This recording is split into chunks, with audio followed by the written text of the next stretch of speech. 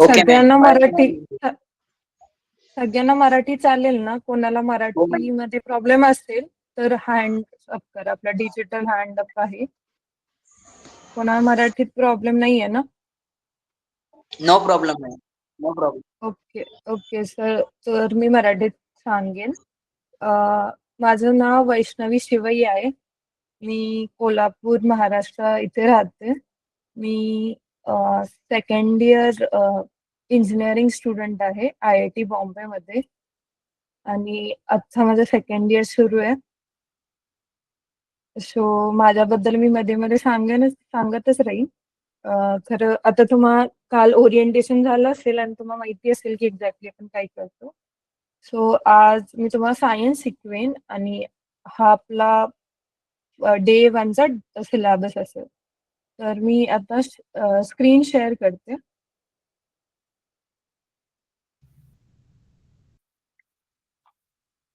Excuse me ma'am. हाँ?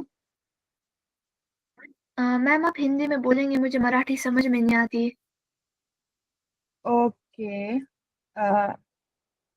बा- अ, बाकी सगळ्यांना हिंदी चालेल का? Yes ma'am. यस मॅम, चलेगा. Okay ma'am. No problem. Okay चालेल मॅम सगळं. ओके. तो मैं मिक्स तुम्ही बात करती हूँ. लाइक मैं दोनों थोड़ा थोड़ा बात करूंगी. ठीक है? तुमको मेरी मॅम, आम्हाला मराठी आणि हिंदी दोघी भाषा येतात. हो हो.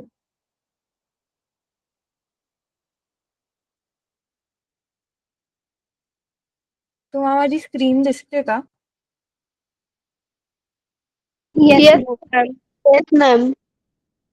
ओके. तर आता बघा मुलांना आपण क्लास घ्यायचा, आपल्याला खूप छान अभ्यास करायला आहे, आपल्याला ती स्कॉलरशिप मिळवायची आहे, तर आपल्याला त्या एक्झाममध्ये चांगले मार्क्स हवे. तर शिकताना एकदम कॉन्सन्ट्रेट द्या. आपण क्लासमध्ये काहीतरी फॉलो करणार. ते पहिली गोष्ट जो मी जे सांगते ते पूर्ण ऐका. काही जणांचे मध्ये मध्ये डाऊट येतील, बट मी माझं क्वेश्चन एंड होऊ, माझं एक्सप्लेनेशन एंड होऊपर्यंत तुम्हाला सगळं समजून जाईल. तर मधी माईक ऑन करून बोलू नका. आणि मी तुम्हाला प्रश्नाचे उत्तर विचारले तर सगळ्यांनी माईक ऑन करून उत्तर सांगायचे नाही. मी काहीच मुलांना विचारेन, नाव घेऊन सांगेन, त्यांनी आन्सर करा. आणि जर क्लासमध्ये कोणी मिसबिहेव करत असेल तर मी त्याला मीट मधून काढू शकते. ठीक आहे? मला गॅरंटी आहे की तुम्ही नाही काही करणार आहे, कारण मला असं सांगितलेलं गेलं की तुम्ही खूप हुशार मुलं आहेत आणि आय होप की तुम्ही काही आगाऊपणा क्लासमध्ये नाही करणार आहात. सो तुम्हाला हे स्क्रीन दिसतंय राईट? Yes Yes, ma'am. दिसते मॅम. ओके ठीक आहे. आणि हे पण तुम्ही हँड्सअप वगैरे थम्सअप करून सांगू शकता मला. ठीक आहे? सगळ्यांनी माईक ऑन करून गोंधळ करायची गरज नाही. सो आज आपण शिकणार आहोत सायंटिफिक इन्क्विजिटिव्हनेस मधला observation skill. So what's observation skill? The things we see in day to day life. मतलब जो चीजें अपन डेली बेसिस पे दिन भर देखते हैं, बट उसका रिलेशनशिप उसका है साइंस से.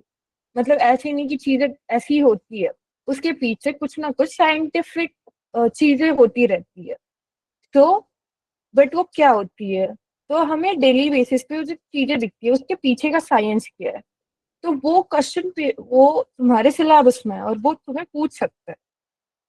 सो तर फर्स्ट टॉपिक है व्हॉट आर ऑब्झर्वेशन स्किल्स. तर ऑब्झर्वेशन स्किल तुमचे काय आहे? कोणी सांगू शकेल का मला? मी एकाचं नाव घेते. हात वर करा तुम्ही. कोणाला सांगायचंय का ऑब्झर्वेशन स्किल्स काय असतात? मैम, आप सवाल रिपीट कीजिए ना please. What are observation skills? Example give me a daily life में एक example. Can anyone tell me? Just raise your hand. Okay, I will explain it. So what is observation skill? Using सो आपला paper आहे ना मराठीत English मध्ये असणार आहे, तो आपण इथे थोडं थोडं इंग्लिश वाचू आणि त्यांनी कसं आपलं पेपर इंग्लिश आहे त्यामुळे आपल्याला सवय होऊन जाईल इंग्लिशची. ठीक आहे. सो फर्स्ट पॉइंट आहे using your senses carefully to notice scientific detail. So what are the senses? Senses म्हणजे काय? सो युअर 5 सेन्सेस असतात. Eyes, ears, nose, tongue, skin. तर हे सगळं तुम्ही यूज करायचंय टू लाईक फॉर एक्झाम्पल कुठला तरी एक्सपेरिमेंट किंवा काहीतरी चालू आहे. लाईक कुछ तो एक्सपेरिमेंट चल रहा है. सो यू कैन सी कि बीकर इज गेटिंग हॉट, मतलब वो बीकर गर्म हो रहा है या फिर एक्सपेरिमेंट में कलर चेंज हो रहा है. तो ये तुम्हें दिख रहा है और वो गर्म हो रही है, तुम टच करके तुम्हारी स्किन देख रही है या फिर कुछ वॉइस आ रहा है तो तुम्हारे ईयर सुन रहे हैं. तो this is using your senses to detect scientific details. Okay, everyone got it? Just give a thumbs up if you got it.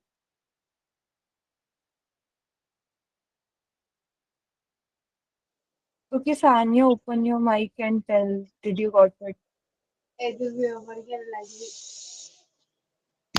Pratima, what are you saying? क्या अरे बोल रही थी प्रतिमा? ओके, रोशन तुला समजलं का मी काय म्हणते? हा समजलाय मॅम. हाँ ठीक है. एंड सेकंड पॉइंट है following pattern data and measurable data. Pattern जैसे असतात म्हणजे द थिंग्स, कुछ कुछ चीजें बार बार रिपीट हो जाती है, उसको पैटर्न बोलते हैं. Like for example if you, म्हणजे तुमच्याकडे एक स्टिक है, लाइक तुम्हारे पास एक लकड़ी है तो तुमने एक लाइक खोद के उस लकड़ी को ऐसे मिट्टी में रख दिया. फिर तुम देखोगे हर शाम को जो लकड़ी की शॅडो होती है, शॅडो म्हणजे सावली, ती छोटी असते. सो आणि तुम्हाला हे रोजच दिसते की तुम्ही, असं नाही की आज तुम्हाला छोटी दिसते संध्याकाळी आणि उद्या ती मोठी दिसते. म्हणजे काय, हे ऑब्झर्वेशन रिपीट होतं. सो दिस इज, त्याचा म्हणण्याचा अर्थ की काहीतरी पॅटर्न असतो की सकाळी मोठी असणार आहे शॅडो, दुपारी संध्याकाळी छोटी असणार आहे. So these are measurable changes. Pattern मधून मेजरेबल हे तुम्ही ऑब्झर्व करू शकता. त्यानंतर then it is identifying small difference in subtle reaction. So उसमें आता है लाइक सबस्ट्रेल रिएक्शन का मीनिंग ऐसा है कि स्मॉल चीजें होती है वो मिस कर सकते हैं. लाइक छोटी सी डिटेल हो सकती है जो तुम देख नहीं पाए या फिर तुम्हें दिखी नहीं हो, बेसिकली तुम उसे डिटेक्ट नहीं कर पाए, मतलब वो तुमसे मिस होगी. तो वैसी चीजें हो सकती है. फिर उसके बाद फॉर एग्जाम्पल बबल फॉर्म होता है, कुछ केमिकल्स वगैरह मिक्स किया मैंने तो बबल छोटू छोटू फॉर्म होता है. ठीक है, तो वो बबल तुम्हें एकदम छोटू बबल तुम्हें नहीं दिख पाते, सो यू मिस्ड इट. तो वैसे होते subtle reaction. Then point is connecting observation to scientific explanation. म्हणजे तुम्ही डेली बेसिस मध्ये जे बघता ते तुमचं ऑब्झर्वेशन झालं, बट ते ऑब्झर्वेशन असंच नाहीये, त्याच्या मागे काहीतरी सायंटिफिक एक्सप्लेनेशन है. फॉर एग्जाम्पल लाइक पेड़ देखा है तुमने?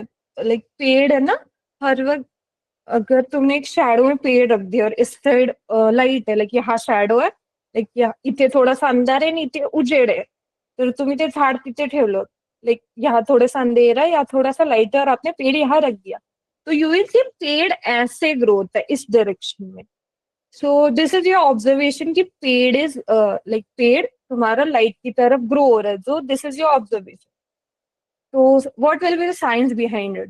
Anyone can guess? Just raise your hand if you know the answer. की लाईटच्या डिरेक्शन मध्येच का झाड उगतं? Why the like प्लांट आहे ना ते plant. Okay home, you can tell. Ma'am झाडांना फोटोसिंथेसिस प्रक्रिया करण्यासाठी ऊन लागते म्हणून. Okay, exactly right. सो बरोबर, फोटोसिंथेसिस साठी लाईट लागते, मग त्याला खायला तर हवं, फोटोसिंथेसिस तो होना चाहिए. तो फोटोसिंथेसिस के लिए वो ऐसे लाइट की तरफ मुड़ जाता है, ताकि वो ऐसे ग्रो होगा तो उसको लाइट मिलेगी, तो उसको खाना मिलेगा, सो वो ग्रो कर पाएगा. सो जे तुम्ही बघता त्याच्या मागे प्रत्येक गोष्टी मागे सायन्स आहे. That's the meaning of it. Okay. त्यानंतर noticing motion, noticing speed, direction वगैरे. फॉर एक्झाम्पल, तुम्ही काही गाडी चालतीये, त्याची तुम्ही स्पीड बघताय, कोणत्या डिरेक्शन मध्ये चालतोय. मोशनचं एक्झाम्पल असं असेल की बॉल हळूहळू, पहिला तुम्ही बॉल टाकला, मग वरती जाते, तुम्ही बॉल टाकला, हाई स्पीडने बॉल टाकला, you throw a ball with a high speed, तो ऊपर जाते जाते the speed gets down by. Any idea? Anyone? So let me tell you की फ्रिक्शनल फोर्स असा असतो. फ्रिक्शन फोर्स असं त्याला ना खालच्या डायरेक्शनला फोर्स लागतो. असं बॉल वरती जातोय तर खाली असा फोर्स लागतो, आणि जो फोर्स असा त्याला वरती जाऊ देत नाही, आणि त्याला हे रजिस्ट करावं लागतं. तो the ball have to resist this frictional force. Ball को ये फ्रिक्शनल फोर्स रजिस्ट करना होता है. तो वो फ्रिक्शनल फोर्स उसको ऊपर नहीं जाने देता, स्टिल वो जा रहा है, तो उसकी वजह से उसका स्पीड कम होता है. समझ आया? Yes, yes ma'am. Madam. Okay. Yes ma'am. Yes ma'am. कोणाला नाही समजलं, if anyone didn't got it, please raise your hand. समजलंय मॅम, समजलंय. सगळ्यांना? हे बघा, तुम्हाला डाऊट आता. ओके. झाईपर तुला समजलेलं नाहीये का? माईक खोलू शकतोस का आपलं? काय नाव आहे? झाईपर ना? ZYP. मैम? मैम तिला मराठी येत नाही. यस मैम, उसे हिंदी आती है. तो मैंने बोला कि अगर बॉल हवा में ऊपर जा रही है, तो तूने हाई स्पीड से फेंका यहाँ, और ऊपर जाके थोड़ी स्पीड कम हो जाती है बॉल की. वो क्यों होता है? Gravitation force. No, gravitation force is also a reason, but friction force पण लागतो. Like friction is like something which, मतलब काही कुछ तो ऐसा होता है जो बॉल को ऐसे नीचे धक्का देता है. ग्रेविटेशन भी, फोर्स भी ऐसे नीचे धक्का देती है, और वो फ्रिक्शन भी नीचे धक्का देता है. तो उसकी वजह से लाइक बॉल को ऊपर जाना है, बट ये फोर्सेस उसको ऊपर जाने नहीं दे रहे, बट स्टिल बॉल जा रही है. तो उसकी वजह से क्या होता है कि बॉल की स्पीड ऊपर जाते हुए ग्रेविटेशन भी बढ़ जाती है, फ्रिक्शनल फोर्स भी लगने लग जाता है नीचे की डायरेक्शन में. उसको ऊपर जाना है, नीचे की डायरेक्शन में फोर्स लग रहा है, तो अपोज कर रहे हैं ना ये फोर्सेस ऊपर जाने से, तो उसकी वजह से बॉल की ऊपर जाने पे स्पीड कम हो जाती है. मतलब समझ लग. डिड यू गॉट इट जाइबर? हाँ जी, समझ आ गया. Okay. Everything okay, Then ma'am. it's okay, like Okay, ma'am. observing reflections, shadows, and image changes. Kind of like इसमें ऐसा होता है कि रिफ्लेक्शन म्हणजे मिरर मधून जे रिफ्लेक्शन होतं ते शॅडोज बघू शकता तुम्ही. शैडोज देख सकते हो तुम. और इमेज जो मिरर से इमेज फॉर्म होती है, मतलब उस साइड इमेज के उस साइड जो इमेजेस फॉर्म होती है, तो वो भी ऑब्जर्व कर सकते हो तुम लोग. For example, when concave mirror होता है कुछ, तो ऐसे शेप का, कॉनकेव शेप का ऐसा होता है वो, तो ये वाला शेप कॉनकेव बोलते हैं. जो ऐसे बाहर पलट होता है वो कॉन्वेक्स होता है. This is concave, this is convex.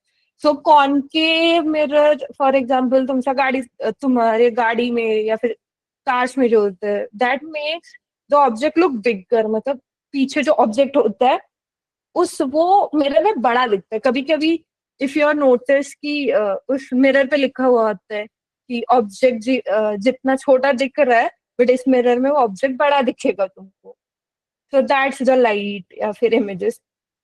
Sound changes in pitch and loudness, म्हणजे साउंड ऐकू येतं, साउंड सुनते हो तुम लोग. सो साउंड में पिच कधी कधी असं गाणं बघितलं, कधी कधी काहीतरी झालं तर एकदमच साउंड वाढतो. किंवा if you know the guitar, अगर तुमने गिटार पकड़ा है, गिटार को ऐसे टाइट पकड़ा है, अगर तुम गिटार को फ्रीली बजा रहे ऐसे ऐसे ऐसे हाथ से, तो अलग साउंड आएगी. और तुमने अगर स्ट्रिंग्स को यहाँ पकड़ रखा है और तुम बजा रहे तो अलग साउंड आएगी. सो this is also observation in sound. You got it?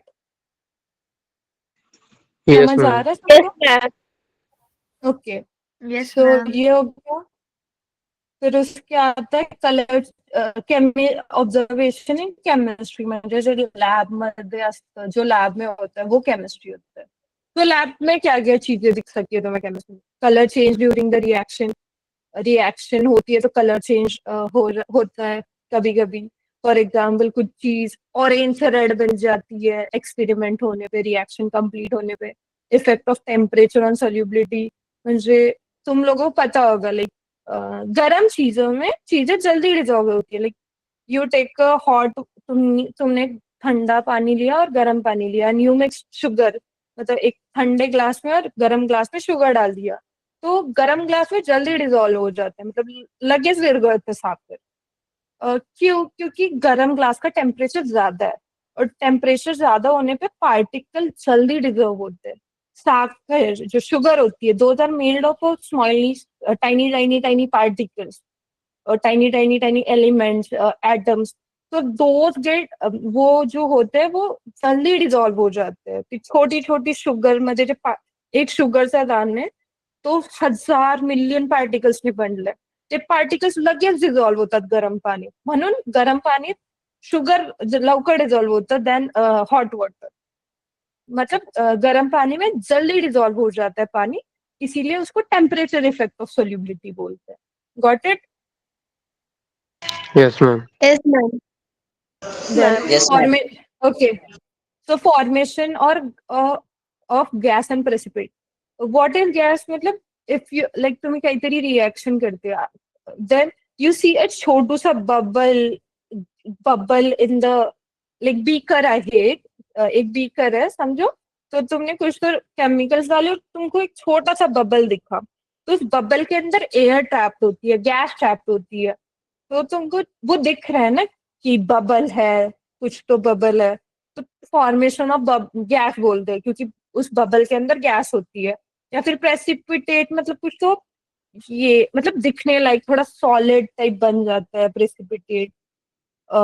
For example तुमने विनेगर लिया, विनेगर जो खाने में डालते कुछ तो होता है, और बेकिंग सोडा लिया, तो उससे बबल निकलने लगता है, सो बबल्स भी दिखते हैं तुम्हें। And then you have observation skills in biology. आता बायो मध्ये काही बायो में क्या क्या चेंजेस होते हैं वो देखते हैं। Plants under the microscope.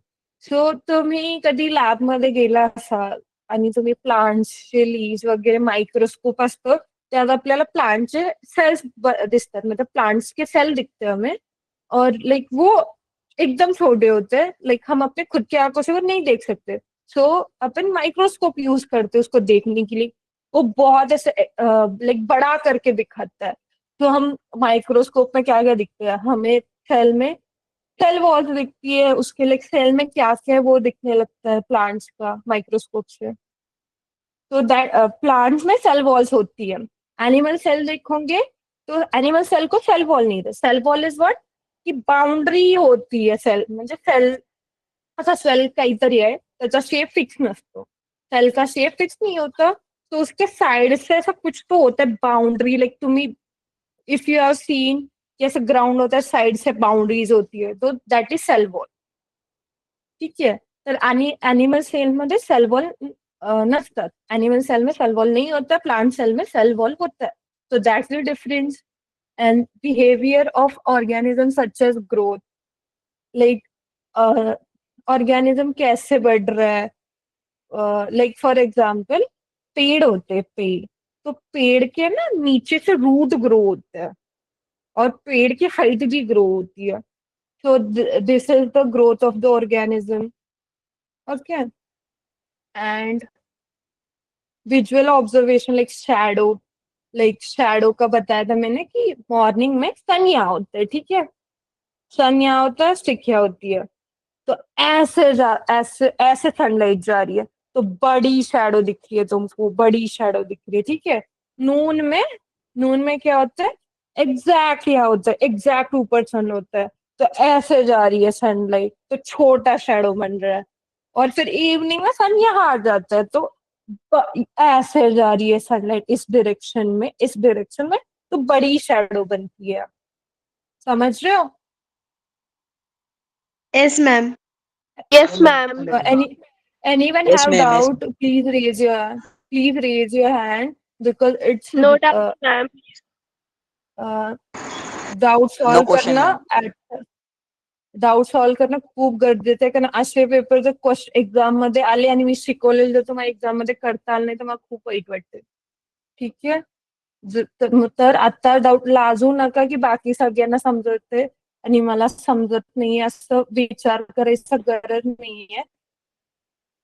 काही गोष्टी त्यांना समजतात, काही गोष्टी सगळ्यांची वेगवेगळ्या गोष्टी समजण्याची ॲबिलिटी वेगवेगळी असते. तर डाऊट येत असेल तर प्लीज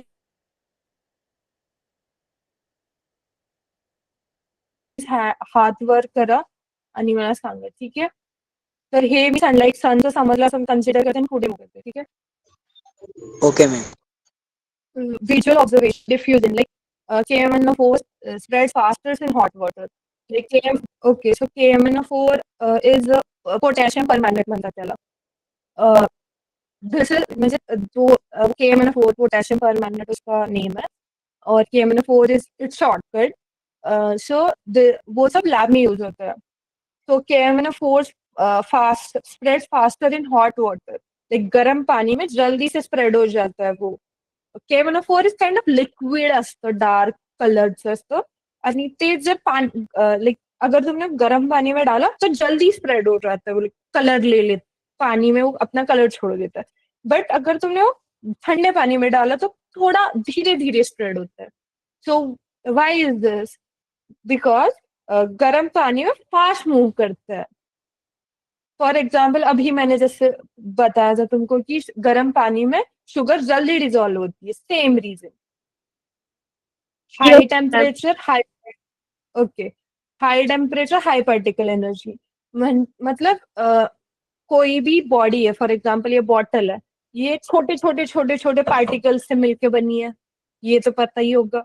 एक ये छोटे, तो जब तुम टेम्परेचर देते हो, ये जो छोटे पार्टिकल के एनर्जी है वो उन जो छोटे पार्टिकल है इनमें ज्यादा एनर्जी आ जाती है. फॉर एग्जाम्पल मैंने टेम्परेचर दिया, मतलब तुम्हारी टीचर क्लास से चली गई तो तुम इधर उधर इधर उधर इधर उधर इधर उधर घूमने लगते हो ना.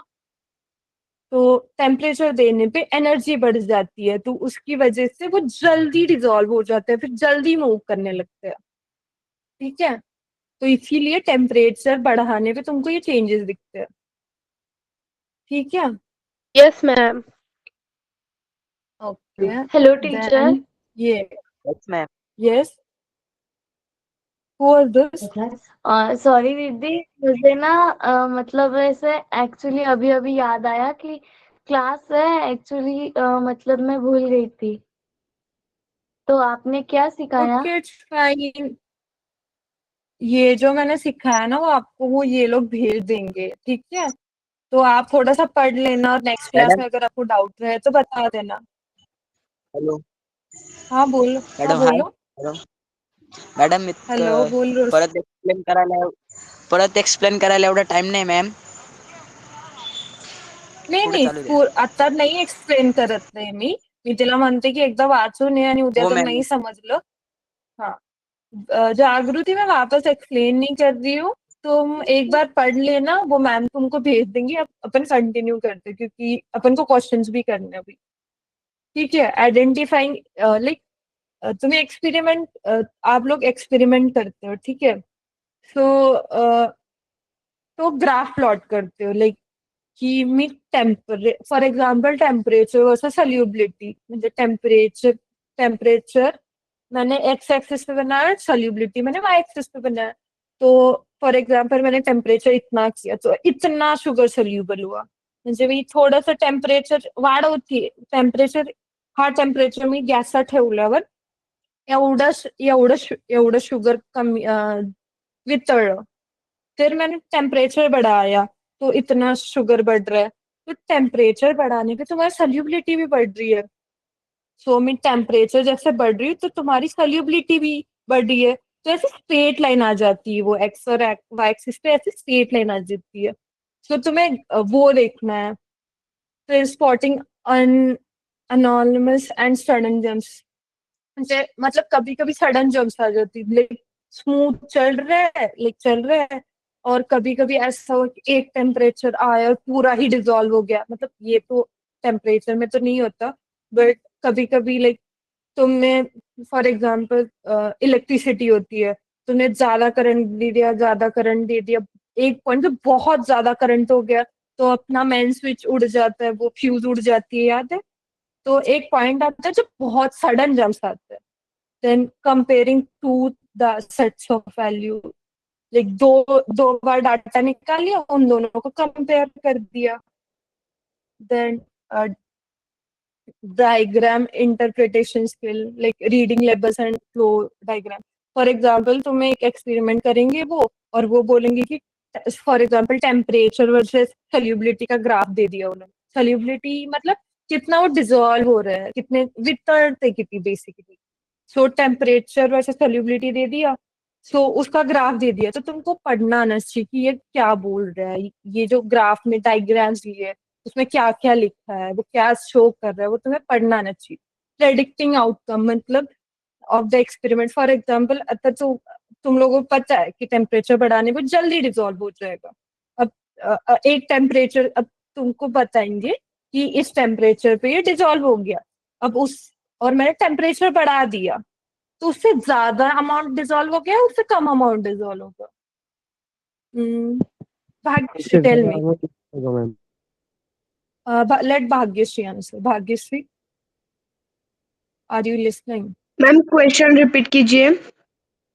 फॉर एग्जाम्पल इस टेम्परेचर पे मैंने टेम्परेचर मतलब गर्म करती हूँ मैं पानी को।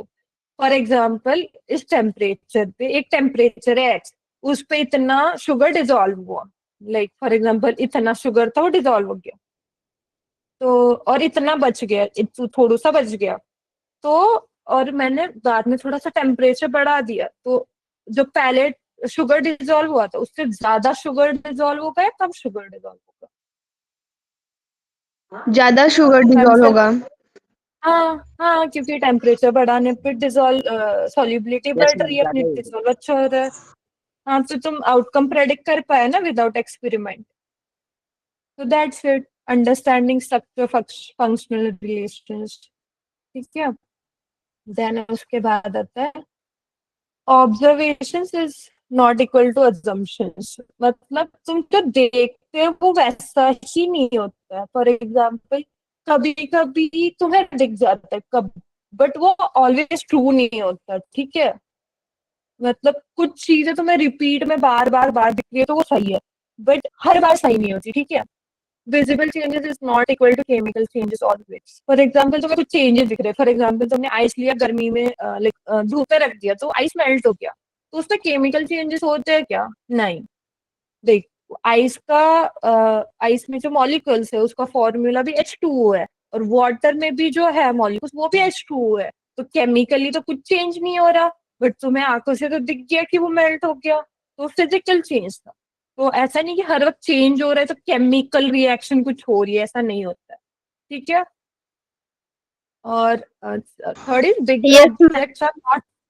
बिगर yes objects ma'am. Are not heavier object. मतलब जितना बड़ा दिख रहा है उतना हवाई है नहीं। फॉर एग्जाम्पल तुमको बहुत बड़ा बलून फुला के दे दिया मैंने, और एक बड़ा सा स्टील का बॉल रखा, मतलब ये बलून बहुत बड़ा है तो बहुत हेवी होगा, इसका मीनिंग तो ये नहीं की हे बलून मोठं आहे म्हणजे खूप ओझं असणार आहे आणि तो स्टीलचा बॉल छोटा असणार आहे, उलट असणार आहे ना। तर जेवढं मोठं दिसतं तेवढं ओझं आहे असा अर्थ नाहीये। ठीक आहे, त्यानंतर आहे online test what should student like. अच्छा, तुमची ऑनलाइन टेस्ट होणार है तो ऑनलाइन टेस्ट में क्या क्या करना है? Spot the difference between two images. For example तुमने टू इमेजेस दिए, उसमें क्या चेंजेस है और उसके पीछे का रीजन क्या है वो पूछ सकते हैं। इंटरप्रेट द ग्राफ, लाइक तुम्हें ग्राफ दे दिया और बोला कि इस ग्राफ का मीनिंग क्या है बताओ। फॉर एग्जाम्पल ये ऐसे ग्राफ है, वाई एक्सिस पे सॉल्युबिलिटी है और एक्स एक्सिस पे टेम्परेचर है, और ऐसी स्ट्रेट लाइन बन रही है अपनी ऐसी एंगल पे, स्ट्रेट लाइन बन गई अपनी। तो उसका इंटरप्रिटेशन क्या है कि टेम्परेचर बढ़ाने पे सोल्यूबिलिटी भी है ना बढ़ रही है। तो तुम्हें ग्राफ से देख के बताना है कि क्या क्या होता है, ठीक है। Choose the most logical inference, तुम्हें जो एकदम लॉजिकल लग रहा है, एकदम साइंटिफिक लग रहा है, तो वो रीजन हो सकता है, ठीक है। लॉजिक से बेसिकली डिसाइड करना है। सो ये क्वेश्चन है, मैं पूछूंगी एक के बाद। Why does hot water dissolve substance faster? ये कोई बता सकता है कि गर्म पानी में जल्दी डिजॉल्व क्यों होता है? मैंने बताया था क्लास में, अगर कोई ध्यान से सुन रहा हो तो। Okay, raise your hands and I will ask you. Roshan, tell me. क्योंकि उसके अंदर हीट ज्यादा होती है। मॅम टेम्परेचर ज्यादा होने के कारण म्हणजे टेम्परेचर जास्त आहे त्यामुळे लवकर रिएक्शन होते. क्या बोली थी सानिया? क्योंकि मैम उसके अंदर हीट ज्यादा होती है, इसलिए वो जल्दी से केमिकल में बदल जाता है। बोल रोशन।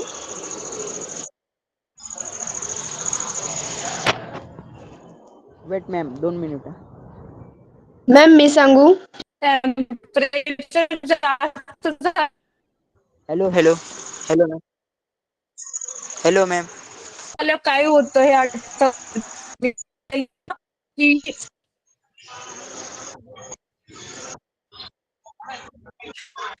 मॅम माझा put your mic off.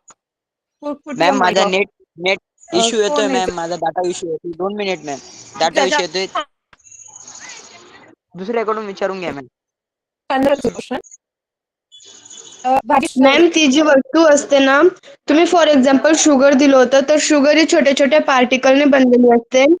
आणि आणि माईक चालू आहे तो बंद कर.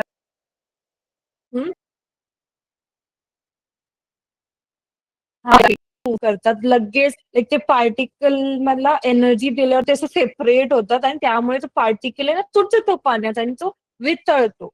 मैं हिंदी में रिपीट कर रही हूँ। शुगर में छोटे छोटे पार्टिकल होते हैं, तुमने हीट किया तो हीट की वजह से पार्टिकल दूर हो जाते हैं और वो स्प्रेड हो जाते हैं, तो शुगर का वो जो पीस है वो टूट गया, तो वो डिजोल्व हो गया। सो पार्टिकल हीट करने पर उन पार्टिकल को एनर्जी मिलती है और वो दूर हो जाते हैं और जल्दी मूव कर दूसरी जगह भागने लग जाते हैं। फॉर एग्जाम्पल मैंने क्लास का भी जो एग्जाम्पल दिया था, अगर मैम गई तो तुम जल्दी भागने लग जाते हो, क्लास में इधर उधर करने लग जाते हो, सेम। सो हीट किया तो शुगर में जो छोटे छोटे पार्टिकल है दूर दूर भागने लग जाते हैं, उसकी वजह से डिजोल्व हो जाते हैं। Why does bouncing balls rises lower than each time? Like ball टाकला तुम्ही आणि तो बाउन्स करतो आणि पहिल्यांदा टाकला वरती बाउन्स झालं, दुसऱ्यांदा बाउन्स मध्ये पुन्हा बाउन्स करून वर येते, तो छोट्या हाईट वर जातोय, मग एट द एंड ते थांबतं. मतलब बॉल मैंने बाउंस किया, थोड़ा सा ऊपर गया, वापस थोड़ा सा हाइट नीचे, फिर एट द एंड ग्राउंड पे रह जाता है। ऐसा क्यों होता है? मैम वो जैसे जैसे मतलब बाउंस होता है वैसे वैसे उसकी हाइट मतलब एनर्जी वो लूज करता है इसलिए। यस एग्जैक्टली, एनर्जी लूज करता है। किसकी वजह से? फोर्सेस की वजह से, फ्रिक्शन और ग्रेविटेशन जो मैंने बताया गुरुत्वाकर्षण था। की वजह से। हाँ, फ्रिक्शन भी एक होता है, फ्रिक्शन फोर्स होता है, ग्रेविटेशन फोर्स एक होता है, जिसकी वजह से एनर्जी लूज होती है और फिर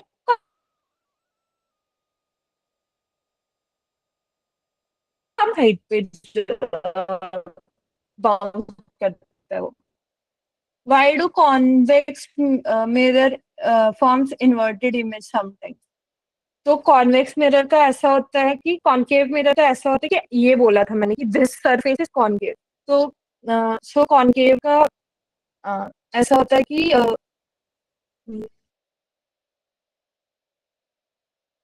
बनेगी इमेज इस साइड बनेगी, तो ऑब्जेक्ट इस साइड रखोगी, इमेज उस साइड बनेगी। अगर तुमने पास रखा इमेज को तो अपराइट एग्जैक्ट ऐसी है तो ऐसी ही बनती है और बड़ी बनती है, मैग्नीफाइड। और तुम इमेज को अगर मिरर से दूर जाओगे तो वो इन्वर्टेड और रियल बनती है। मतलब ऐसी इमेज है, दूर है मिरर से, पास है तो एग्जैक्ट ऐसी बनेगी इस साइड, अगर दूर है इस साइड तो इन्वर्टेड मतलब उल्टा बनता है उस साइड। ठीक है। ऑपोजिट साइड बनेगी मैम। हाँ, अपोजिट साइड ही बनेगी, बट पास होने पे एग्जैक्ट सेम ही बनेगी, दूर होने पे इन्वर्टेड मतलब उल्टा बनेगी उसका, लाइक ऐसे है इस साइड, उस साइड इस ऐसे बनेगी, ठीक है। Okay ma'am. So this was what I, ये सब था जो मेरे को तुम्हें बताना था। अब अपन क्वेश्चंस करेंगे। हैंड्स रेज करना जिसको आता है, मैं हैंड्स रेज करना। ये वाले क्वेश्चन नहीं, थोड़े टफ क्वेश्चन है, इंग्लिश है, कोई वर्ड समझ नहीं आ रहा मुझे पूछो, क्योंकि पेपर में ऐसे ही आने वाले, अपने पेपर में एमसीक्यू टाइप क्वेश्चन आने वाले। बट आज जो मैं क्वेश्चन करा रही हूँ वो ऐसे लाइक उस एमसीक्यू नहीं है, बस क्वेश्चन है, तुम्हें वो आंसर करना है। बट नेक्स्ट टाइम से अपन एमसीक्यूज क्वेश्चन करेंगे, बट आज मेरे पास ऑप्शंस नहीं है बस। और तुम ये लोग एक एक्सप्लेन करोगे, फिर उसके बाद मैं तुम्हें आंसर एक्सप्लेन करूंगी। मेरा पूरा आंसर एक्सप्लेनेशन होने तक कोई भी मतलब नहीं बोल रहा है कुछ, ठीक है। फिर मेरा आंसर एक्सप्लेन करने पे कुछ डाउट रहे तो फिर मुझे पूछना, ठीक है। तुमको दिख रही है ये जो यस मैम, स्टार्टिंग में, दिख रही है Yes, स्क्रीन। ma'am. ठीक है। दिख तो रही है अब मैम, यस मैम। तो ये क्वेश्चन है, तो उसमें मतलब सेक्शंस होंगे, और इसमें 3 सेक्शन है सेक्शन बी सेक्शन सी। ये जो स्टार्टिंग में इंग्लिश में लिखा है वो बेसिकली जो अपन ने पढ़ा उसका थोड़ा सा इंग्लिश वर्जन है। तो पहला क्वेश्चन पढ़ो, लाइक तुम माइक बंद रखो अपना, माइक बंद रखो क्लास चालू रोशन, आहे. माइक। 5 मिनिटं क्लास चालू आहे. थांब ना मध्ये आलो नाही. कशाचं क्लास आहे? ऑनलाईन क्लास आहे. काय करतो तू? डिजिटल मचान. म्हणजे नंतर सांगतो. चल. रो रोशन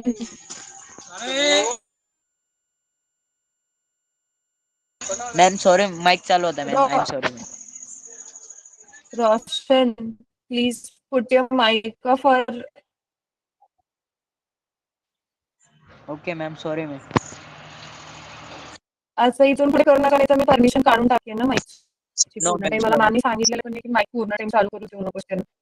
ठीक आहे, मी 2 मिनिट देते, पूर्ण क्वेश्चन वाचा, फर्स्ट क्वेश्चन वाचा, first question read first question.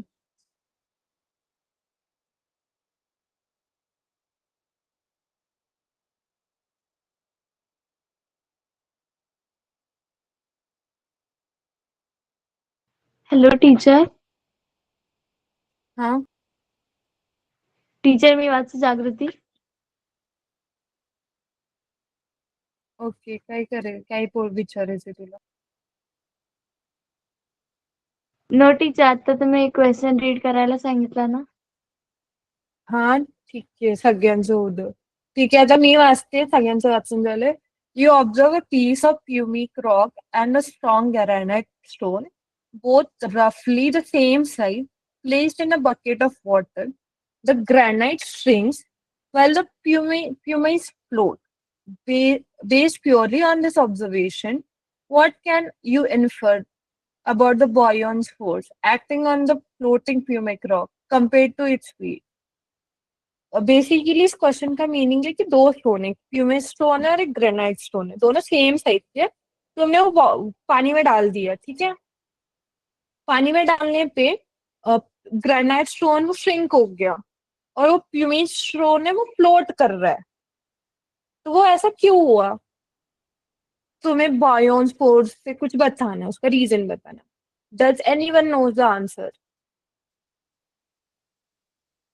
Ma'am क्योंकि बायन फोर्स मतलब उतना ही फोर्स लगा है जितना उनका वजन है।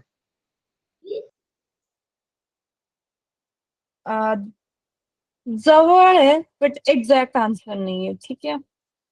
थोडा विचार करा, मी 2 मिनिटं देते विचार करेन, त्यानंतर मी एक्सप्लेन करेन.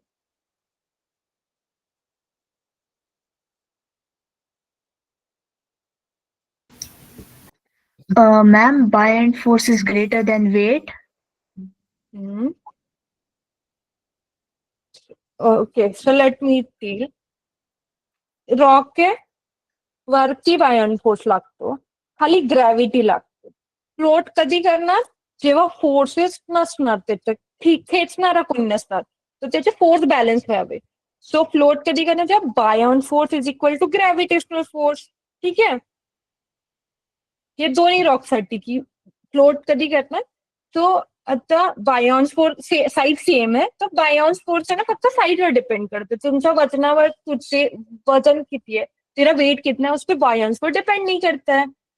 तो तो ऊपर की डायरेक्शन में सेम फोर्स लग रहा है, दोनों रॉक को ऊपर की डायरेक्शन में सेम फोर्स लग रहा है, नीचे ग्रेविटेशनल फोर्स लग रहा है. सो फिर ग्रेनाइट क्यों श्रिंक हो जाता है, प्यूमिस क्यों नहीं श्रिंक होता? क्योंकि ग्रेनाइट का वेट ज्यादा होगा, इसकी वजह से ग्रेविटेशन फोर्स ज्यादा लग रहा होगा, इसीलिए वो नीचे फोर्स ज्यादा तो चला गया पानी के अंदर.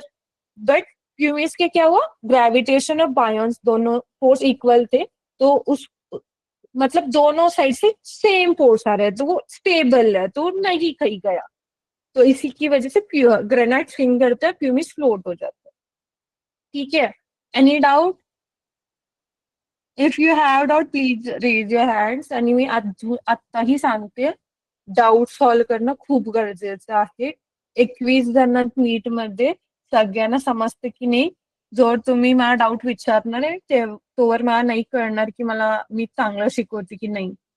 ठीक आहे, does anyone has doubt? Bhagyashree, do you have a doubt? Ma'am मला डाऊट नाहीये, मी तुमच्या क्वेश्चनचं आन्सर देणार होती. Okay fine. बट मी आता जे सांगितलं ते समजलं ना? Yes ma'am. Okay, so yes ma'am, समजलं ना. सेकंड क्वेश्चन वाचा.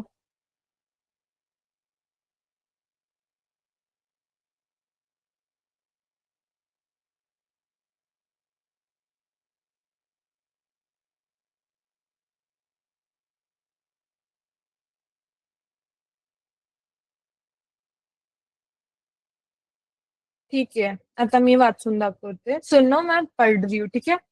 After rubbing two identical balloons with the same woolen cloth, you hang them near each other. You observe that balloon immediately moves away, that is repelled from each other. What fundamental principle of static electricity does this single observation demonstrate? मतलब इसका meaning है कि दो balloons है, उसको तुमने same कपड़े से घिसा, मतलब ऐसा ऐसे ऐसे तुम्हें उसको थोड़ा सा घिसा, और तुम उन दो बलून को पास में रखा. तो बट वो बलून ऐसे दूर जा रहे, पास नहीं आ रहे, रिपेल कर रहे एक दूसरे को. तो ये क्यों हुआ? Anyone knows the answer? Ma'am, same charges repel each other. Exactly. तो क्या होतं है, काय होतं की तुम्ही बलूनला घासला तर दोन चार्जेस असतात, एक पॉझिटिव्ह आणि एक निगेटिव्ह. फॉर एक्झाम्पल, तुम्ही या बलूनला घासला आणि इलेक्ट्रॉन्स ट्रान्सफर झाले यात, आणि हा निगेटिव्हली चार्ज झाला. हा पॉझिटिव्हली चार्जही होऊ शकतो, असं नाही की घासल्यावर हा निगेटिव्हली चार्जेस होईल, ते डिपेंड करतं. बट तुमने घिसा और ये नेगेटिवली चार्ज हो गया, सेम दूसरे बलून के साथ तुमने घिसा, ये भी नेगेटिवली चार्ज हो गया, दोनों नेगेटिवली चार्ज. और हमें पता है की like charges repels each other, same charges जवळ ठेवल्या ते लांब जायला बघतात. तो दो ये सेम होने की वजह से, दोनों पे चार्ज सेम होने की वजह से दूर जा रहे हैं. ठीक है, anyone has doubt on this question? Any doubts? You can also message, you can also like message करू शकता जर तुम्हाला माईक घरी दंगा असेल आणि तुम्हाला माईकवर बोलायचं नसेल तर. सगळ्यांना समजले? Everyone got it? Should I move on third question? Yes ma'am, समजलंय. ओके, सो थर्ड क्वेश्चन वाचा.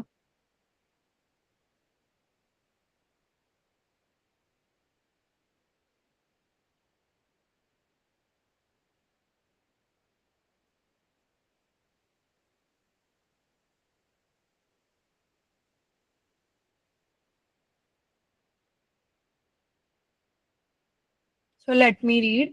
अ sealed glass bottle of water. तुम्हाला इंग्लिश मध्ये कोणा प्रॉब्लेम होतीये का? म्हणजे इंग्लिश क्वेश्चनच समजत नाहीये मला वाचल्यावर. असं कोणी आहे का? प्लीज हात वर करा. असेल तुम्ही सांगू शकता. सान्या, तुला आम्ही ना क्वेश्चन आम्ही मराठी मीडियमचे आहोत. आम्हाला इंग्लिश वाचलं ना मग त्याचा अर्थ समजत नाही. मग तुम्ही हिंदीमध्ये एक्सप्लेन करून सांगा. आम्ही आन्सर देऊ. ओके, बट मी जे हिंदीमध्ये एक्सप्लेनेशन करते ते समजते ना तुला आतापर्यंत? येस मॅम, समजते. हा, बट हे त्याचसाठी आपण क्लासेस घेतो ना, म्हणजे इंग्लिश क्वेश्चनचा तुम्हाला सराव होईल. आता क्लासमध्ये मी इंग्लिश करते तर तुम्हाला सराव होईल. बट असं थोडे थोडे तर अंदाज येत असेल ना की काय म्हणते क्वेश्चन. एक्झॅक्ट मिनिंग समजत नसेल, बट थोडं थोडं कळत असेल ना काय म्हणायचं प्रयत्न होतोय. येस मॅम, समजते. हा, मग असं थोडं थोडं थोडं करून आपण सगळे क्वेश्चन इंग्लिशमध्ये प्रॅक्टिस केलं ना, मग तुम्हाला इंग्लिशची सवय होऊन जाईल. ठीक आहे. ओके तर मॅम. मी थर्ड क्वेश्चन वाचते. A sealed glass bottle of water is placed in a freezer. Before freezing, you mark the water level. After the water turns completely into ice, you observe that ice level is visibly higher than the original water level mark. What does the observation primarily imply about the volume of water? Then it changes the state from solid to liquid. तो इसका meaning ऐसा है कि तुमने पानी भरा और जहां तक, फॉर एग्जाम्पल ट्रांसपेरेंट बॉटल ले ली तुमने, तो उसमें पानी भरा तुमने और तुमने जहां तक पानी है उस पर ऐसा मार्क कर दिया, पेन या मार्कर से मार्क कर दिया, उसको फ्रीज में रख दिया. अब वो फ्रीजर में क्या होगा? पानी से आइस बन जाएगा. और और जब तुम आइस बनने दिया हमने और फिर आइस बनने के बाद तुमने निकाला, तो तुम देखोगे कि पानी तो यहाँ तक भरा था बट आइस इसके ऊपर, आइस तो पानी यहाँ तक भरा था बट आइस इतनी कैसे होगी? मतलब आइस थोड़ी ज्यादा बनती है जितना पानी डालते उससे. ऐसा क्यों होता है? Ma'am, volume of water increases when it turns from liquid to solid. Exactly, volume change होता है. सो वॉल्यूम क्यों चेंज होता है? उसके पीछे ऐसा रीजन होता है की मॉलिक्युल्स वॉटरचे जे असतात, तुम्हाला माहिती असेल की सॉलिड मध्ये मॉलिक्यूल्स सॉलिड में मॉलिक्यूल्स पास पास होते हैं, लिक्विड में थोड़ा सा पास होते हैं और गैसेस में पूरा दूर होते हैं.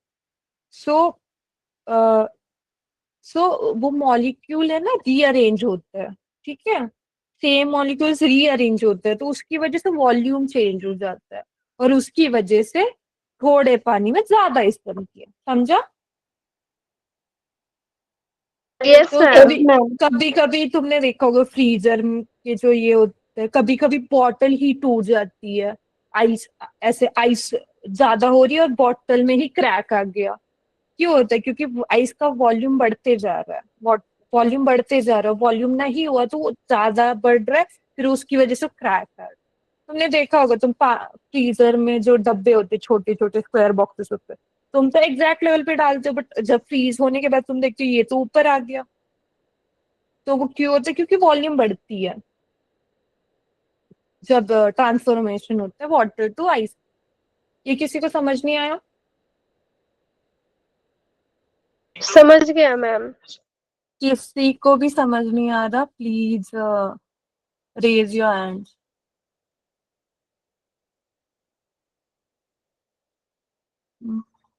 प्रथमेश, समझ आ रहा है कि तुझे? समजते क्या प्रथमेश? Yes ma'am. ज्ञानेश्वर, तुला खरंच समजते की मी पुन्हा रिपीट करू हा क्वेश्चन? नक्की ना? ओके, सो फोर्थ क्वेश्चन बघू मॅम आपण. रिपीट करा ना. हा, अभिषेक काही बोलला तू? रिपीट करा मॅम. हे रिपीट फोर्थ करा ना मॅम. क्वेश्चन, तो पाणीच बॉटलचं का? हा. तर मी मराठीत सांगेन आता. हे बघ, तू आहे ना पाणी घेतलंस, बॉटल घेतलीस एक ट्रान्सपरंट, त्यात पाणी घातलं आणि जिथे पाणी आहे तिथून बाहेरून असं मार्क केलं की इथपर्यंत पाणी आहे, आणि ती बॉटल तू फ्रीजर मध्ये ठेवलीस थंड कराय, आणि तू फ्रीजर करून बघितलास तर बघतोस की की माळ किती केलेलं बट आईस जे बर्फ झाले तो वरतीपर्यंत झालाय. असं का होतं की बर्फ जास्त बनला पाण्यापेक्षा? तर व्हॉल्यूम मध्ये चेंज होतो. जेव्हा पाणी तो पाणी ते आईस मध्ये पाणी ते बर्फ कन्वर्ट होतं तेव्हा व्हॉल्यूम वाढतं. कळतं तुला? व्हॉल्यूम म्हणजे जे स्पेस जे ऑक्युपाय करतं ते जास्त होतं. तर हे असं व्हॉल्यूम का वाढतं? तर पाणी आणि आईस हे मॉलिक्युल्स पासून बनलेले आहेत. छोटे H2O मॉलिक्युल्स असतात पाणी आणि वॉटर. तर ते रिअरेंज होतात. म्हणजे ते असं असे होते काहीतरी असे झाले म्हणजे वेगळा स्ट्रक्चर बनतो. आधी वेगळा पॅटर्न होतो आणि आईस मध्ये कन्वर्ट झाला वेगळा पॅटर्न झाला. तर तो रिअरेंज होतात. त्यामुळे व्हॉल्यूम वाढते आणि त्यामुळे तुला कळतं की बर्फ जास्त बनले जेवढं पाणी दिलेलं मी त्याच्यापेक्षा. कळालं? येस मॅम, कळालं. नक्की. हो मॅम. ओके. 4th क्वेश्चन वाचा.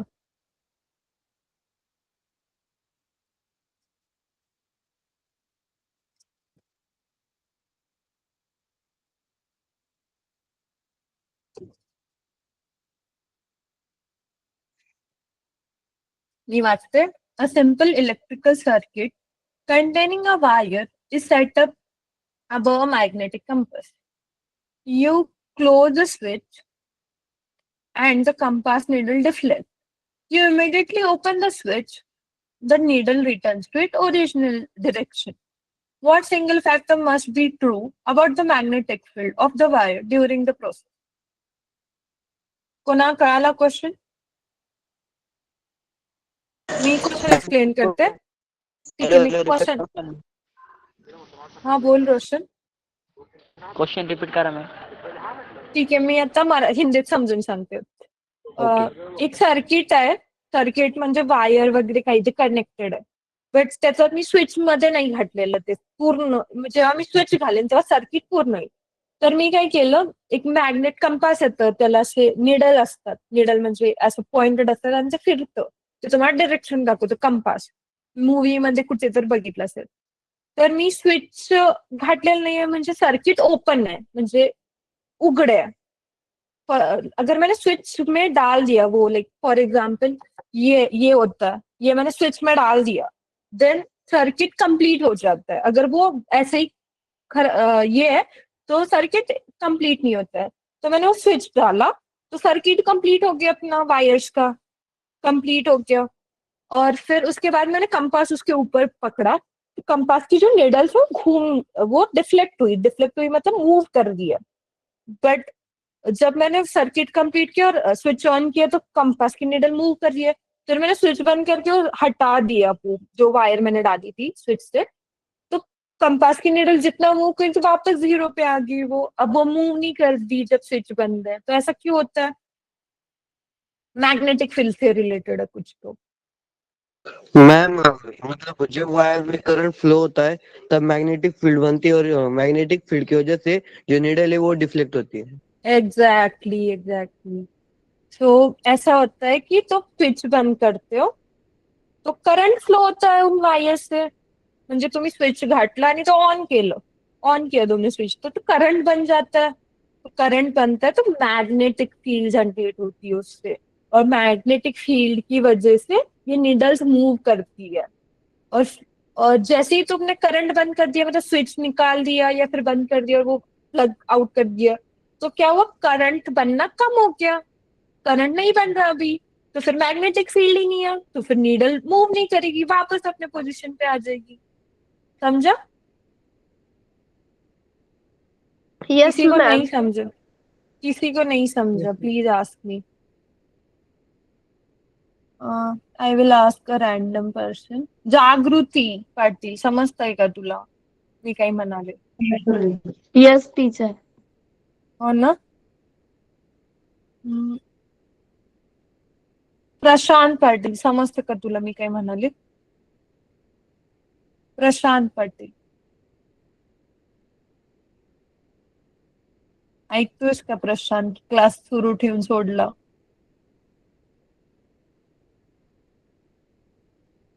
प्रतिमा, समजतं का तुला मी काय म्हणतेय? प्रतिमा,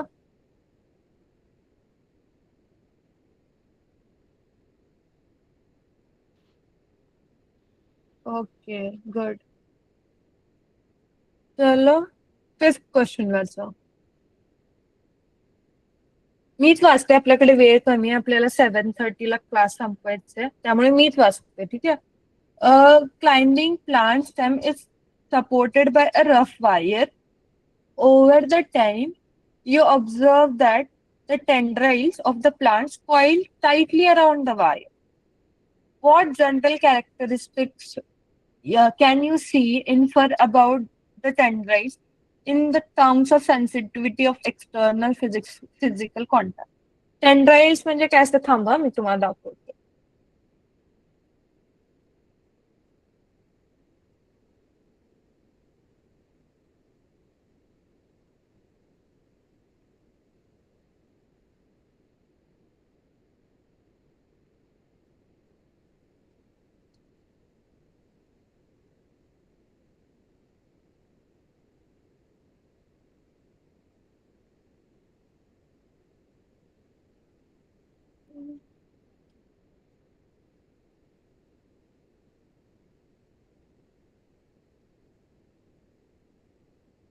हे दिसतंय तुम्हाला, हे कॉईल हे तुम्ही बघितलं असेल भरपूर जागी, हे आपने देख रखा होगा, है ना?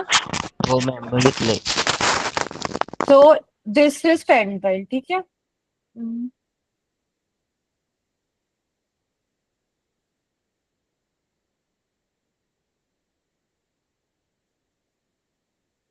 ठीक है. So climbing plant stems is supported through by the wire.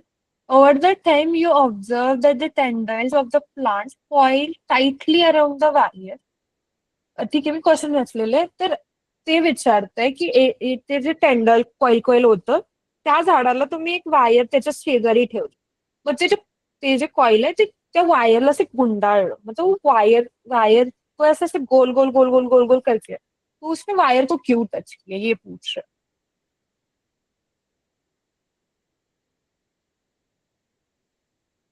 Ma'am वो हाईली सेंसिटिव होते हैं इसलिए. हाँ, तो वो टच सेंसिटिव होता है. फॉर एग्जाम्पल वो जो टेंटाइल का ये था, उसके कांटेक्ट में कुछ था, लाइक उसको किसी ने ऐसा टच, उसको फील हुआ, तो टच सेंसिटिव, तो वो डिटेक्ट कर लेते हैं कुछ, तो फिर वो उसको ये कर देता है. तो touch sensitivity is the answer. समझा?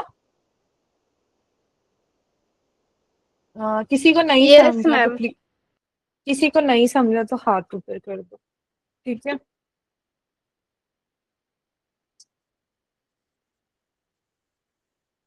अभिषेक, तुला नाही समजलं तर टेंड्राइल्स म्हणजे मी फोटो दाखवले ते बघितलं का तू? हो मॅम. तर काय होतं की वायरला त्या झाडाच्या शेजारी ठेवलं तर ते जे गोल गोल आहे ते वायरचे असं गोल गोल गोल गोल होतं, म्हणजे वायरला असं हे करतं ते स्प्रिंग सारखं. तर ते का होतं, तर त्या झाडाकडे एक ॲबिलिटी असते, म्हणजे त्याला कळतं, म्हणजे त्याला टच झालं की कळतं की इथे काहीतरी आहे. जसं आपल्याला कोणी जर टच केलं तर फील होतं, आपल्याला समजतं की कोणीतरी मला हात लावले, तसं त्याच्याकडे पण त्या झाडाकडे आहे की मला टच केलं त्यांनी. बाकीच्या झाडाला बघितलंस तर तू टच केल्यावर काही होत नाही त्यांना जास्त, बट या झाडांना टच केलेलं सेन्सिटिव्ह असतात ही झाडं, त्यांना टच केल्यावर समजतं, मग टच केल्यावर ते समजलं, मग त्याच्या भोवती तो कॉईल करतो, असे. समजलं? हो ma'am.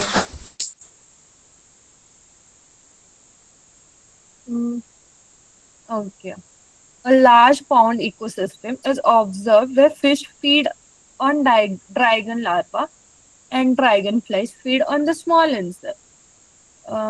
Due to accidental pollution, a significant number of plants in the ponds died. Over the few weeks, observers noticed a visible decrease in fish population and simultaneously increase in flying insect population around the surrounding farm.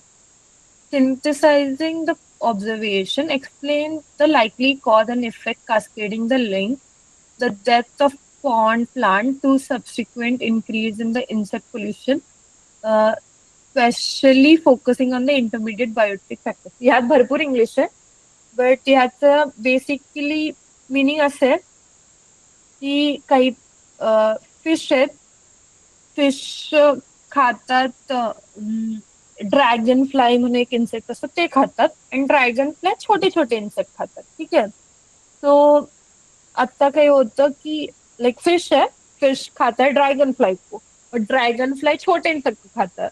तो अब कुछ तो हुआ, मतलब कुछ तो pollution या फिर कुछ किसी की वजह से वो ड्रैगन फ्लाई मर गया. ड्रैगन फ्लाई अच्छा, तो ठीक है. तो ड्रैगन फ्लाई प्लांट मर गया. तो ड्रैगन फ्लाई का क्या क्या खाता था? ड्रैगन फ्लाई जो पानी में ड्रैगन फ्लाई लार्वा करके होता है. लार्वा, ड्रैगन फ्लाई मतलब उड़ने वाला नहीं, लार्वा जो पानी के अंदर होता है वो. तो वो पानी के प्लांट्स भी खाता था और इंसेक्ट भी खाता था. तो क्या हुआ कि पानी के प्लांट मर गए, कुछ तो हो गया और वो प्लांट्स मर गए. तो प्लांट की वजह से प्लांट, तो क्या हुआ कि प्लांट कम हो गए तो फिश कम हो गया, और जो छोटे इंसेक्ट है वो बढ़ गया. ऐसा क्यों हुआ? जो ड्रैगन फ्लाई छोटे इंसेक्ट खाता था वो बढ़ गया, और प्लांट मरने की वजह से फिशेस कम हो गए, और जो छोटे इंसेक्ट जो ड्रैगन फ्लाई खाता था वो बढ़ गया. ऐसा क्यों हुआ? एनीवन? क्वेश्चन समझ आ गया ना सबको? No ma'am. मैम सो ठीक है, मैं आंसर एक्सप्लेन करती हूँ, तुमको क्वेश्चन भी समझ आ जाएगा. तो क्या होता अन्न है कि प्लांट मर गए. बोल अभिषेक. मॅम अन्न साखळी बदलते त्याच्यामुळं.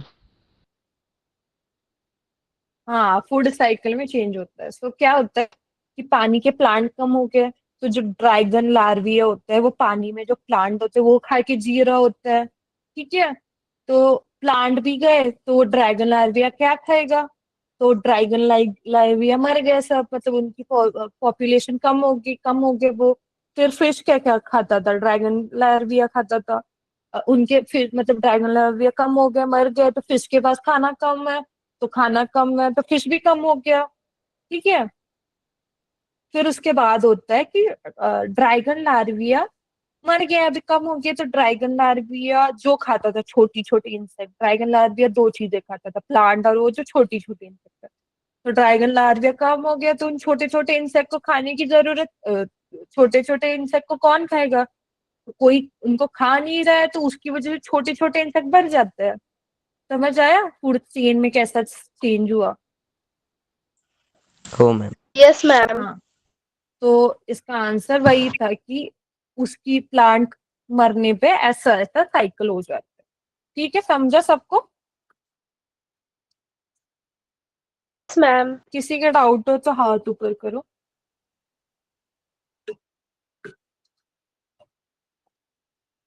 ठीक है, नेक्स्ट क्वेश्चन पे चलते हैं. Engineers construct a long railway track on a hot summer day, leaving small visible gaps between the segments. During extremely cold nights, and inspection teams confirm the total gap length has slightly increased. If the engineer had not observed and accommodate the principle of thermal expansion when laying the tracks, what major failure could they observe later on extremely hot days? So इसका meaning ऐसे है कि ठंडे day में like ठंडियां चल रही है और इंजीनियर्स है ना रेलवे के ट्रैक बना रहे. तो एक तो इंजीनियर क्या करते हैं कि गैप छोड़ के बनाते हैं रेलवे के ट्रैक्स, है ना, ऐसे ट्रैक्स है उनके दो ट्रैक के बीच में छोटू सा गैप छोड़ते हैं वो. ठीक है. तो ये गैप वो लोग छोड़ते हैं. क्यों छोड़ते हैं गैप? अगर नहीं छोड़ा तो क्या होगा? क्योंकि ठंडियों में ठंडी होती है, टेम्परेचर कम होता है, गर्मी में ज्यादा टेम्परेचर होता है. तो टेम्परेचर बढ़ने पे क्या होता है? लाइक रेलवे ट्रैक क्या करते हैं? एक्सपांड होते हैं. एक्सपांड मतलब बढ़ जाते हैं ना. गर्मी में रखा तो ऐसे फैल जाते हैं वो मेटल्स, रेलवे ट्रैक बढ़ जाते हैं लेंथ में. पता है? Yes ma'am. तो किसी को आंसर पता है कि अगर इन्होंने गैप नहीं रखा तो क्या होगा?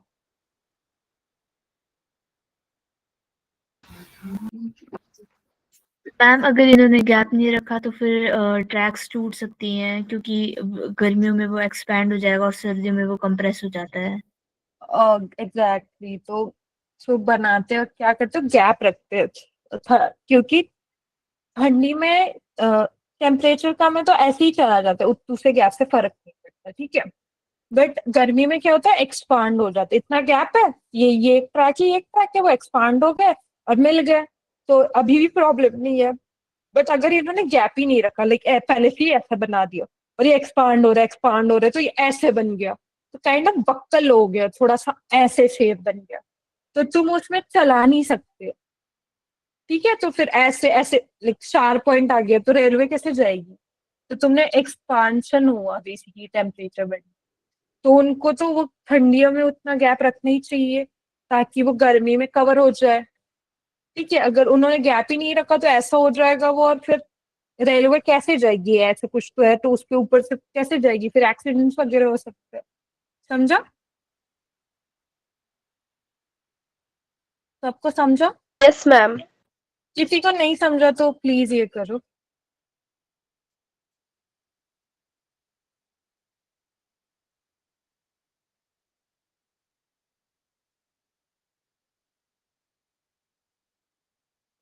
सबको समझ गया, किसी को नहीं समझा तो हैंड्स ऊपर करो प्लीज। जागृति समझते का। यस टीचर, कळत आहे। नैतिक समझते का। नैतिक। Yes teacher. विवेक चौहान समझते। Yes ma'am. ठीक है, नेक्स्ट क्वेश्चन बात। Next hello question teacher. हाथ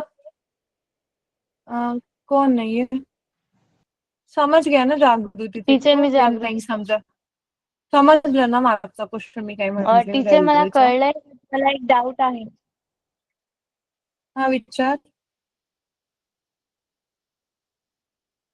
विचार बाळा। टीचर म्हणजे आपले जे हे आपली जी हे एक्झाम होणार आहे ती ऑनलाईन होणार आहे ना? हो ऑनलाईन होणार आहे आणि त्यात ऑप्शन असणार आहे, मी आज जे क्वेश्चन करून घेते त्याला ऑप्शन नाहीये, त्यामुळे तुम्हाला एक्झामला ऑप्शन वाचून कळून जाईल की बरोबर कुठलं असू शकतं। बट आज आहे ना, आज ते माझं असं हेतू होतं की तुम्हाला कन्सेप्ट कळावी रॅदर दॅन तुम्ही ऑप्शन मधून तुक्का मारून आन्सर करण्यापेक्षा तुम्हाला समजावं की काय होतं ऍक्च्युली, त्यासाठी मी आज एमसीक्यूज नाही ठेवले, तुमच्या क्वेश्चन मध्ये ऑनलाईन आणि एमसीक्यूज असणार, ठीक आहे। आणि टीचर यासाठी आम्हाला काय बुक वगैरे घ्यावं लागणार? नाही नाही, आम्ही क्लासेस घेऊ, हे मी जे शिकवते आज घरी गेल्या हे रिवाइज करा आणि ह्यानंतर तुम्हाला होमवर्क मध्ये एमसीक्यू टाइप शीट ही देईन मी, ठीक आहे, ते सॉल्व्ह करायचं तुम्हाला, ठीक आहे। Okay ma'am. टीचर। टीचर हा याची क्वेश्चन एक्झाम कधी होणार आहे? 7 फेब्रुवारीला तुमची, ओके टीचर।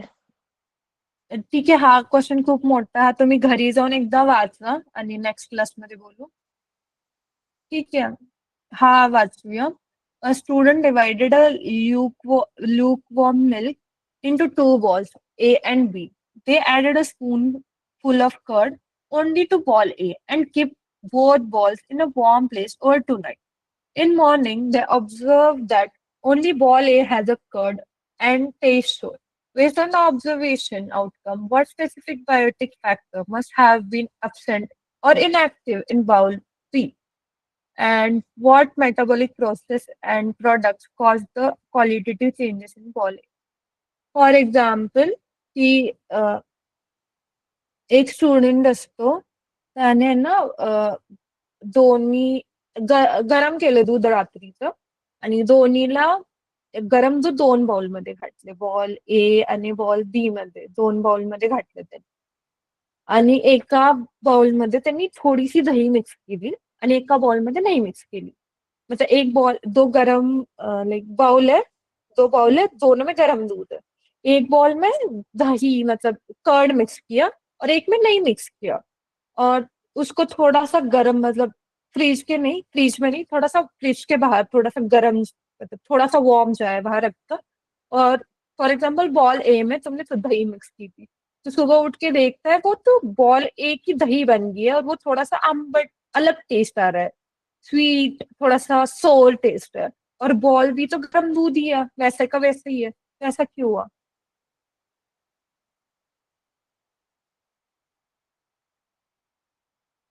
ये प्रोसेस किसी को पता है क्या? मैम क्या क्योंकि हुआ? हमने बॉल ए में कर्ड डाली ही नहीं थी, सिर्फ बॉल बी में डाली थी। तो कर्ड डालने से क्या हुआ?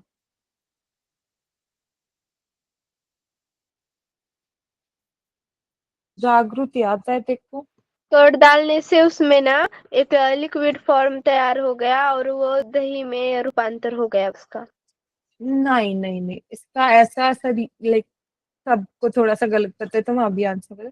तो तुमने जब कर्ड डाला तो कर्ड में क्या होता है, बैक्टीरिया होते हैं कुछ, एक बैक्टीरिया से गंदा फील होता है, वो बुरे बैक्टीरिया, अच्छे वाले बैक्टीरिया होते हैं, मतलब कुछ कुछ बैक्टीरिया होते हैं जो प्रोसेस में इसमें हेल्प करते हैं, तो ये अच्छे बैक्टीरिया उस कर्ड में होते हैं। तो तुमने कर्ड डाला तो ये बैक्टीरिया, अच्छी बैक्टीरिया, वो हेल्प करती है दूध को, बाकी सारे दूध को कर्ड में कन्वर्ट करने के लिए। सो कर्ड डालने पे बैक्टीरिया गया, तो बैक्टीरिया ने कन्वर्ट किया दूध को इसकी वजह से, और दूसरे बाउल में तो बैक्टीरिया गया ही नहीं था, तो उसकी वजह से वो कन्वर्ट नहीं हुआ कर्ड में। So reason is that bacteria, curd में जो बैक्टीरिया होता है वो, that helps you to like, वो जो बैक्टीरिया होता है वो तुम्हें हेल्प करता है दूध से कर्ड में कन्वर्ट करने। ठीक है, एक चांगला बॅक्टेरिया असतो दहीमध्ये, जो म्हणजे तुम्ही गरम पाणी थोडीसं तर दही घातली, तर त्या दहीमध्ये जो चांगला बॅक्टेरिया असतो तो सगळा दुधाला दहीमध्ये कन्वर्ट करतो. सो बॅक्टेरिया इज द रीजन. समजलं? समझा सबको? यस हो मैम। मॅम. ओके.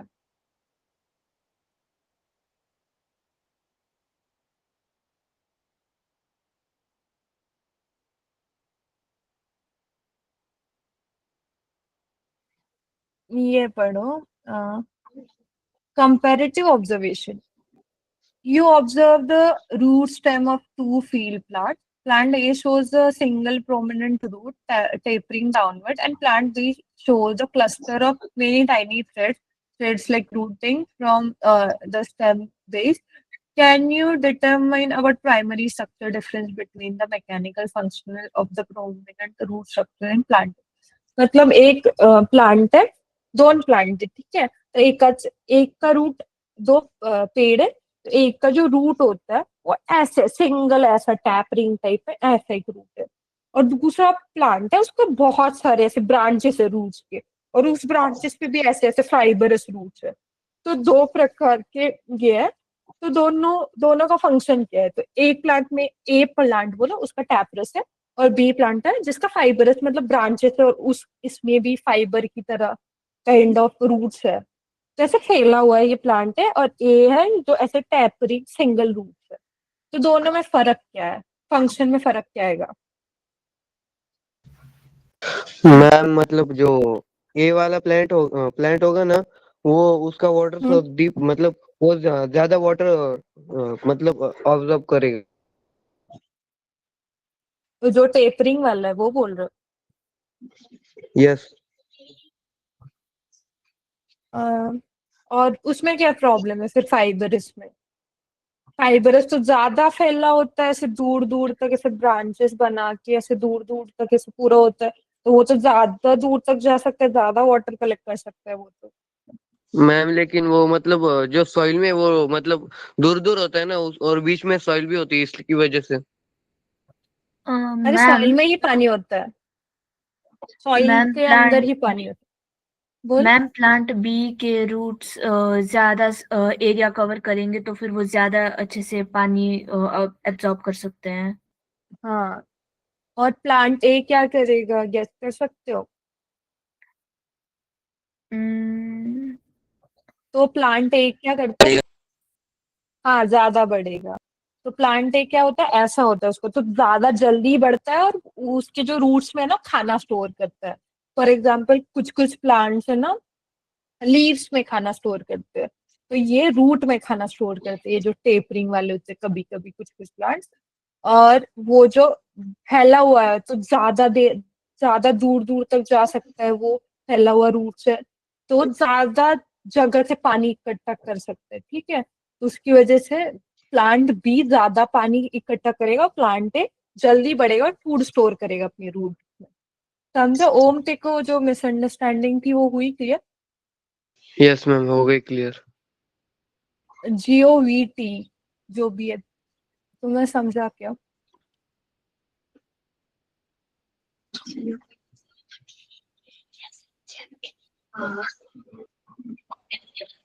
ओके। ये वही वापस जो फोर्थ क्वेश्चन है ना, सेम ही है कि पानी गर्म करने पे सॉल्युबिलिटी होती है, वही कंसेप्ट है उसके पीछे। एक बार घर पे जाके पढ़ लेना, ठीक है। ठीक है। कुछ टफ क्वेश्चंस है जो मैंने तुम्हारे लिए होमवर्क के लिए छोड़े। फॉर एग्जाम्पल ये क्वेश्चन है थर्ड, ये वाला थर्ड क्वेश्चन, तुम सॉरी, ये जो थर्ड क्वेश्चन तुम्हें दिख रहा है ये मैंने होमवर्क के लिए छोड़ा है। और ये तो कर लिया हमने, ये भी कर लिया। ये वाला जैसे क्वेश्चन है थर्ड वाला, ये भी होमवर्क के लिए। ये फोर्थ वाला क्वेश्चन तो सेम है कि वो पानी गर्म करने पे जल्दी डिजोल्व होता है, वही कॉन्सेप्ट है। फिफ्थ क्वेश्चन लेती है और वो दोनों क्वेश्चन होमवर्क में कर लोगे, क्योंकि तुम्हारी और भी क्लास होगी ना इसके बाद। हाँ मैम। तुम्हारी कोई और, हाँ तो बस फिफ्थ क्वेश्चन कर लेते, ठीक है। और इसके नीचे है ना आंसर की है, तो पहले खुद सोचना फिर बाद में आंसर की देखना। ऐसे नहीं कि डायरेक्ट आंसर की देख के मेरे को कल आंसर करो, ऐसा मत करना, ठीक है। पहले सोचना, टाइम लेना थोड़ा, नहीं मिल रहा तो गूगल पे देखो, वीडियोस देखो, और तब भी नहीं मिला तो फिर आंसर की देख लो, ठीक है। बस दो क्वेश्चन होमवर्क को दे रही हूँ और एक शीट भी आएगी तुम्हें, लाइक ऐसे ये जो अपन ने क्वेश्चन सॉल्व किए वैसे टाइप की शीट आएगी, बट वो MCQs होगा और वो थोड़ा सा इजी भी होगा, तुमसे हो जाएंगे वो क्वेश्चन, ठीक है।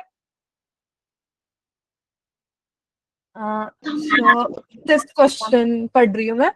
Microscopic observation. A student prepares a slide of human cheeks cell via scraping and staining by a methylene blue.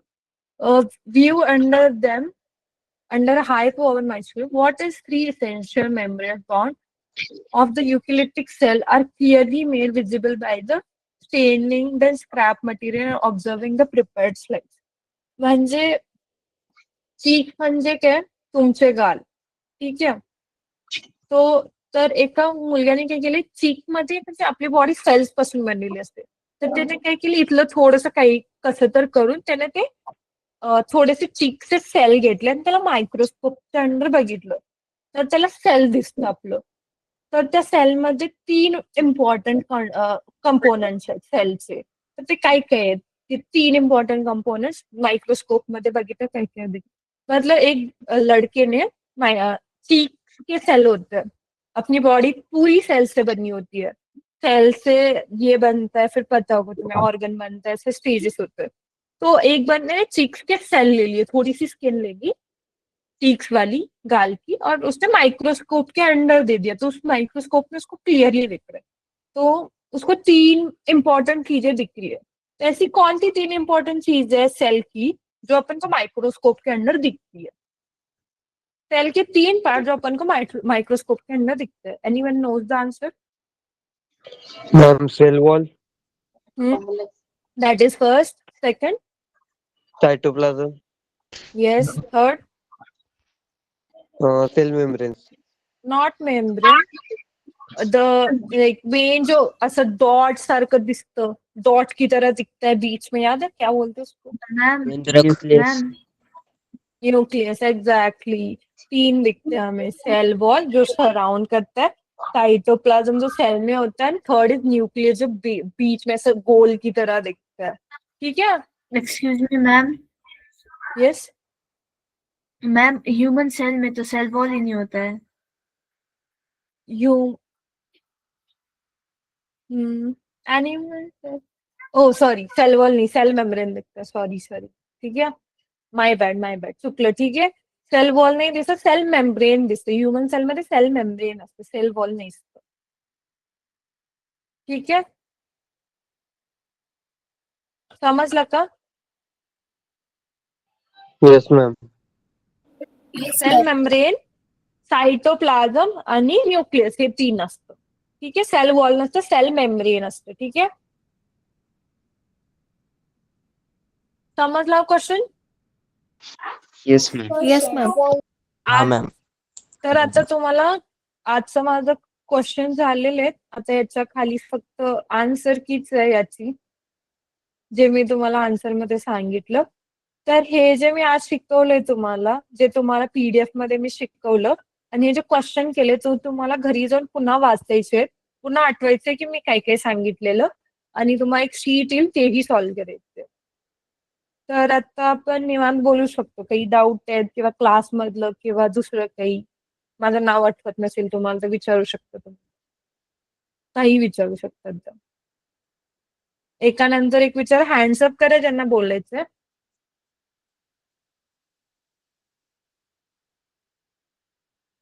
काही बोलू शकता तुम्ही, असंच नाही की अभ्यासातच काही डाऊट असेल तर विचारू शकता. ठीक आहे. Vaishnavi, so Yes. I am leaving the group because they have a class at 7:30. You just, I think the class, you can see that almost everybody is here in your class till last 1.5 hours. That's the kind of engagement we have seen in 3 years. So whosoever is here, they are, I I am think, not sure are they getting everything they that I say. can tell you, they- Vaishnavi, I'm so proud.